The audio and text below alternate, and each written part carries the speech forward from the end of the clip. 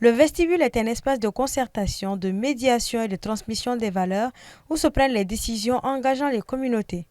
Ces infrastructures se multiplient progressivement dans les régions, s'inscrivant dans une dynamique d'institutionnaliser le rôle des légitimités traditionnelles. Après la pose de la première pierre le 15 janvier 2025 par le président de la transition, ce mercredi 25 février, le Premier ministre a procédé à l'inauguration du vestibule des légitimités traditionnelles et coutumières de Koulikoro.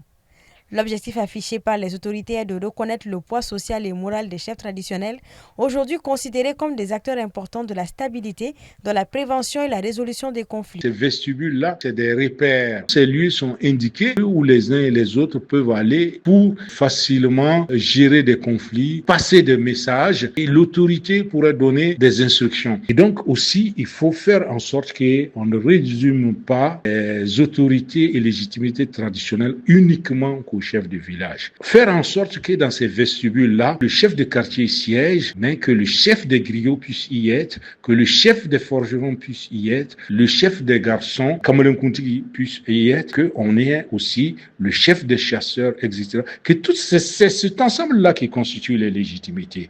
Avant Koulikoro, d'autres localités ont été concernées par la construction ou la pose de premières pierres de vestibules traditionnels. Le 14 février 2025 à Ségou, le Premier ministre a procédé à la pose de la première pierre du vestibule des autorités et légitimités traditionnelles de la région. S'en est suivi le 12 juin 2025 celui de la région de San. Celle de San a été faite au cours de la fête traditionnelle Sankemo ou encore la région de Koutchala.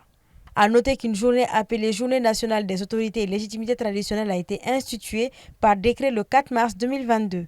Cette journée est commémorée chaque 11 novembre au Mali.